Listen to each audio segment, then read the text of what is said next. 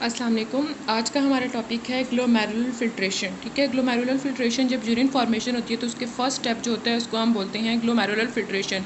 Glomerular filtration में क्या होता है कि जो एफरेंट आर्टीरियोल से ब्लड आ रहा होता है ग्लोमेरुलर कैपिलरीज में से, उसमें से सब्सटेंसेस फिल्ट्रेट आउट होकर कहाँ जाते हैं, बाउमेन कैप्सूल में। और बाउमेन कैप्सूल में ऐसे आके उसकी कुछ सब्सटेंसेस जो हैं वो बॉडी को ज़रूरत होती है तो उनकी रीएब्जॉर्प्शन हो जाती है, और जिनकी ज़रूरत नहीं होती तो वो आगे जाके एक्सक्रीट आउट हो जाती हैं। ठीक है, अच्छा, अब हमारे पास अगर हम बात करें, सबसे पहले कार्डियक आउटपुट हमें पता है नॉर्मली कितना होता है 5 लीटर पर मिनट। ठीक है, उसमें से कितना ब्लड हमारे पास किडनी में जा रहा होता है 1 लीटर पर मिनट, और अगर हम इसको ml में करें तो यूनिट कन्वर्जन आपको पता है तो वो कितना बन जाएगा 1000 ml। इस 1000 ml में से 400 ml सेल्स को मिल रहा होता है, यानी RBCs, WBCs, प्लेटलेट्स, और 600 ml मिल रहा होता है प्लाज्मा को। इस 600 ml में से 20% जो है वो ग्लोमेरुलर फिल्ट्रेट होता है, यानी कि इस 600 में से 20% जो है जिसकी क्या होनी है, फिल्ट्रेशन होनी है। और ये जो 20%, और अगर हम इसको 20% की, अगर हम 600 में से 20% की बात करें तो यानी कि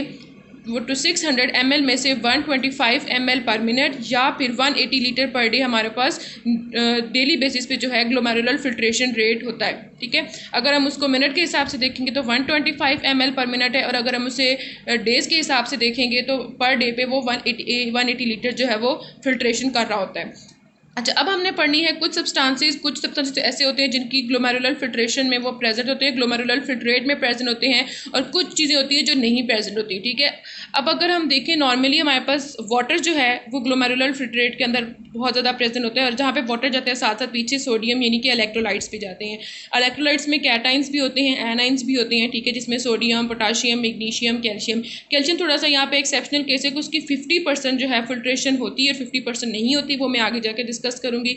इसके अलावा एनाइंस होते हैं, क्लोराइड्स हो गया, बाइकार्बोनेट हो गया। इसके अलावा कुछ मेटाबॉलिक प्रोडक्ट्स होते हैं, ठीक है, एक्सक्रीटरी प्रोडक्ट्स होते हैं जैसे कि क्रिटिनिन जो कि हमारी बॉडी के अंदर बनता है, ब्रेकडाउन ऑफ क्रिटिन। उसके अलावा यूरिया, यूरिक एसिड, इस किस्म की चीज़ें। उसके अलावा कुछ चीज़ें ऐसी होंगी जो कि फिल्टर्ड नहीं होंगी। वो कौन सी होंगी? जैसे कि प्लाज्मा प्रोटीन्स। प्लाज्मा प्रोटीन्स क्यों नहीं होंगी? वो नेगेटिवली चार्ज हैं, इसकी भी रीज़न मैं आगे जाके आपको बताती हूँ। उसके अलावा आरबीसीज, हमें पता है आरबीसीज का साइज़ ज़्यादा होता है, इस वजह से वो फिल्टर्ड आउट नहीं कर सकेंगे। उसके अलावा कुछ सब्सटेंसेस जो कि प्लाज्मा प्रोटीन्स के साथ बाइंड होंगे वो भी हमारे पास फिल्टर्ड आउट नहीं हो पाएंगे। उनमें दो तरह की चीज़ें होती है, एक होती है हमारे पास फ्री फैटी एसिड और दूसरा कैल्शियम। यहाँ पे मैंने आपको बताया था कि 50% कैल्शियम की फिल्ट्रेशन होती है और 50% की नहीं होती। क्यों नहीं होती? कि 1/2 कंपाउंड जो है वो प्लाज्मा प्रोटीन्स के साथ बाइंड कर जाते हैं, जिनमें हमारे पास कैल्शियम भी आ जाता है। उसके बाद नेक्स्ट जो हमारे पास बात बताई हुई है, that is the glomerular filtration rate is about 20% of the renal plasma flow. अब हमें पता है रीनल प्लाज्मा फ्लो कितना था, 600 ml। उस 600 ml में से जो फिल्ट्रेट हो रहा था वो कितना था, 20%, यानी कि इस 600 ml में से 125 ml पर मिनट जो है वो ग्लोमेरुलर फिल्ट्रेशन रेट था। अब हमारे पास ये जो ग्लोमेरुलर फिल्ट्रेशन रेट है बेसिकली ये दो चीज़ों के ऊपर डिपेंड करता है। एक तो इसके अंदर होते हैं हमारे पास नेट फिल्ट्रेशन प्रेशर, यानी नेट फिल्ट्रेशन प्रेशर होता है वो हमारे पास जो कैपिलरी मेम्ब्रेन का और बाउमेन कैप्सूल के अंदर जो हाइड्रोस्टैटिक प्रेशर और कोलाइड ऑस्मोटिक प्रेशर होता है उनके बैलेंस से जो प्रेशर बनता है। दूसरा जो हमारे पास कैपिलरी का फिल्ट्रेशन कॉफिशिएंट होता है उससे जो प्रेशर बनता है। अब ये जो कैपिलरी का फिल्ट्रेशन कॉफिशिएंट है, यानी जिसको हम रिप्रेजेंट करते हैं KF से, ये किन दो चीज़ों पे आगे डिपेंड करता है? ये एक तो हमारे पास कैपिलरी की अपनी परमेबिलिटी पे डिपेंड करता है, यानी कि मेम्ब्रेन की थिकनेस के ऊपर, और दूसरा कैपिलरी के सरफेस एरिया के ऊपर डिपेंड करता है। इसको भी हम आगे जाके डिस्कस करेंगे डिटेल में। अच्छा, अब हमारे पास नेक्स्ट बताया हुआ है कि ग्लोमेरुलर कैपिलरीज का सबसे ज़्यादा फिल्ट्रेशन रेट होता है एज़ कम्पेयर टू अगर हम बाकी बॉडी की कैपिलरीज की बात करें। क्यों? क्योंकि उनके अंदर उसका जो कैपिलरी का जो ग्लोमेरुलर कैपिलरीज का हाइड्रोस्टैटिक प्रेशर होता है ना वो बहुत ज़्यादा होता है। दूसरा उसका KF भी ज़्यादा, यानी कि उसका फिल्ट्रेशन कॉफिशिएंट भी ज़्यादा है, और उसका जो फिल्ट्रेशन प्रेशर है या हाइड्रोस्टैटिक प्रेशर है वो भी ज़्यादा है, जिसकी वजह से उसका फिल्ट्रेशन रेट बहुत ज़्यादा है कि उसमें से फिल्ट्रेशन काफ़ी हाई रेट से हो रही है। ठीक है, अब हमारे पास एक फार्मूला हमारी बुक में मैंशन है जिसका जो है कि filtration fraction is equals to GFR over renal plasma flow. ठीक है, अब अगर इसके अंदर हम वैल्यूज पुट करें तो हमें ग्लोमेरुलर फिल्ट्रेशन रेट की वैल्यू मिल जाती है। अब हमें पता है कि फिल्ट्रेशन फ्रैक्शन कितना होता है, 20% होता है, यानी कि जो टोटल रीनल प्लाज्मा फ्लो था वो कितना था 600, और उसमें से 20% जो है वो फिल्ट्रेट हो रहा था, यानी कि 20% इसकी फिल्ट्रेशन फ्रैक्शन की वैल्यू आ जाएगी। और उसके बाद जो उसका रीनल प्लाज्मा फ्लो है वो कितना था 600, तो ये जहाँ जाके मल्टीप्लाई हो जाएगा। तो जब हम इसको सॉल्व करेंगे तो 20% के लिए हम नीचे 100 पुट करेंगे, इसको कट आउट करेंगे तो हमारे पास बन जाएगा 180 लीटर पर डे, और ये क्या था, उसका ग्लोमेरुलर फिल्ट्रेशन रेट निकल रहा था। अच्छा, अब हम पढ़ने जा रहे हैं ग्लोमेरुलर कैपिलरी मेम्ब्रेन। ये बहुत इंपॉर्टेंट है, ठीक है। अच्छा, अब नॉर्मली हमारे पास कैपिलरी के अंदर दो लेयर्स होती हैं, एक होती है उसकी एंडोथीलियम और एक होती है उसकी बेसमेंट मेम्ब्रेन। लेकिन जो ग्लोमेरुलस की कैपिलरी मेम्ब्रेन होती है उसके अंदर हमारे पास तीन लेयर्स होती हैं, ठीक है। एक होती है एंडोथीलियम, एक होती है उसकी बेसमेंट मेम्ब्रेन और एक होती है उसके अंदर लेयर ऑफ एंडोथीलियल सेल्स होती हैं, ठीक है, जिसको हम नाम देते हैं पोडोसाइट्स का, जिसने बेसमेंट मेम्ब्रेन की आउटर सरफेस को सराउंड किया होता है। अब इन तीनों लेयर्स में से हमारे पास फ्री फिल्ट्रेशन होती है, लेकिन सिर्फ और सिर्फ एक चीज़ नहीं पास कर सकती, वो होती है प्लाज्मा प्रोटीन्स। वो क्यों नहीं करती, आगे जाके हम पढ़ रहे हैं। अच्छा, अब एंडोथीलियम के अंदर क्या होता है कि एक तो पोर्स प्रेजेंट होते हैं, फेनेस्ट्रेशंस होती है जैसे कि लिवर के अंदर होती है, ठीक है। सेल्स जो है वो आपस में क्लोजली पैक नहीं होते, और दूसरा वो नेगेटिवली चार्ज होते हैं, जिसकी वजह से वहाँ से फ्री फिल्ट्रेशन हो रही है। दूसरी बात, हमारे पास बेसमेंट मेम्ब्रेन के अंदर जो हमारे पास मैश वर्क होता है कोलेजन फाइबर्स का और प्रोटियोग्लाइकन्स का, वो उसको नेगेटिव चार्ज देता है, जिस नेगेटिव चार्ज की वजह से जो प्लाज्मा प्रोटीन्स हैं वो वहाँ से पास नहीं कर सकती, क्योंकि जो प्लाज्मा प्रोटीन्स हैं वो भी नेगेटिवली चार्ज हैं और जो ये प्रोटियोग्लाइकन्स हैं वो भी नेगेटिवली चार्ज हैं, तो इस वजह से वो आपस में रिपेल करेंगे और प्रोटीन की फिल्ट्रेशन नहीं हो पाएगी, ठीक है। उसके अलावा ये जो मैश वर्क बनता है, यहाँ पर हमें एक हमारे पास स्पेशलाइज टाइप ऑफ सेल्स होते हैं जिनको हम नाम देते हैं मीजेंगेलियल सेल्स का। उसके अलावा हमारे पास जो आउटर एपिथेलियल लेयर होती है उसके अंदर फुट लाइक पोडोसाइट्स प्रेजेंट होते हैं, ठीक है, जो आपस में सेपरेट होते हैं बाय गैप्स और द स्लिट पोर्स, ठीक है। इसकी वजह से भी फ्री फिल्ट्रेशन होती है। अब मैं आपको गाइडेंस इसकी डायग्राम दिखा देती हूँ।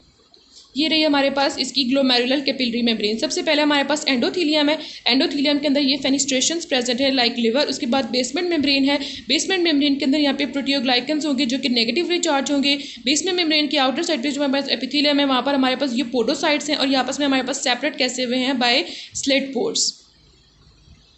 उसके अलावा एक दो बातें और भी हमारी बुक में बताई हुई हैं कि जो फिल्ट्रेबिलिटी है, यानी कि कितनी चीज़ें फिल्टर्ड हो रही हैं, ये किसके ऊपर, वो फिल्ट्रेबिलिटी जो है वो किसके ऊपर डिपेंड करती है, साइज़ के ऊपर। अगर पास करने वाली चीज़ का साइज़ ज़्यादा होगा तो उसकी फिल्ट्रेबिलिटी कम होगी, और अगर उसका साइज़ कम होगा तो फिल्ट्रेबिलिटी ज़्यादा होगी। अगर हम वाटर की बात करें तो वाटर का size as compare to albumin कम होता है, यानी उसकी फिल्ट्रेबिलिटी 1 है। 1 से मुराद की उसकी फिल्ट्रेबिलिटी 100% है। और अगर हम एल्ब्यूमिन की बात करें जिसका कि मॉलिक्यूलर वेट हमारे पास 69,000 होता है, तो उसकी फिल्ट्रेबिलिटी 0.005 यानी कि ना होने के बराबर है। तो इसका मतलब क्या हुआ कि फिल्ट्रेबिलिटी जो है वो इन्वर्सली प्रोपोर्शनल है साइज़ के। उसके बाद हमारे पास एक और बात बताई हुई है जो कि है negatively charge molecules are filtered less easily than positively charge molecules of the smaller size. अब जो नेगेटिवली चार्ज लार्ज मॉलिक्यूल है जैसे कि एल्ब्यूमिन है, ठीक है, एक तो उसका साइज़ बड़ा है, ठीक है, दूसरा उसके अलावा उसका नहीं, बल्कि सॉरी मैं आपको उल्टा बता गई। अगर हम एल्ब्यूमिन की बात करें ना, तो एल्ब्यूमिन के अंदर ये एक्सेप्शन केस है, ठीक है। एल्ब्यूमिन के अलावा अगर हम बाकी प्रोटीन्स की बात करें तो उनके अंदर जितना ज़्यादा वो नेगेटिव होंगी और जितना उनका साइज़ ज़्यादा होगा उनकी फिल्ट्रेशन उतनी मुश्किल होगी। अगर हम एल्ब्यूमिन की बात करें ना, तो एल्ब्यूमिन का साइज़ होता है 6 नैनोमीटर, जबकि ओर का साइज़ कितना है 8 नैनोमीटर। अब हमें सोचना चाहिए कि इसको पास कर जाना चाहिए, लेकिन ये पास नहीं करती। क्यों नहीं करती? क्योंकि ये नेगेटिवली चार्ज है और हमारे पास मेम्ब्रेन भी नेगेटिवली चार्ज है, तो आपस में एक दूसरे को ये रिपेल करते हैं। उसके अलावा हमारे पास ये वाली बात है, इसको प्रूव करने के लिए उन्होंने गाइटन में एक ग्राफ बनाया हुआ है। इसको अगर हम देखें तो अगर वो कह रहा है कि जितना ज़्यादा सब्सटेंस न्यूट्रल है उतनी ज़्यादा उसकी जो फिल्ट्रेबिलिटी है या वो जो फिल्ट्रेशन है वो उसकी किस तरह तेज़ी से हो रही है, ठीक है। और अगर हम उसकी बात करें कि वो सब्सटेंस नेगेटिव है तो उसकी जो फिल्ट्रेशन है वो लेस इजीली हो रही है, और जितना ज़्यादा वो पॉजिटिव है उतनी उसकी ज़्यादा इजीली हो रही है, ठीक है। तो ये हमारे पास जो साइज़ का इफेक्ट था, जो चार्जेस का इफेक्ट था, वो उसको शो करने के लिए ये ग्राफ शो किया गया।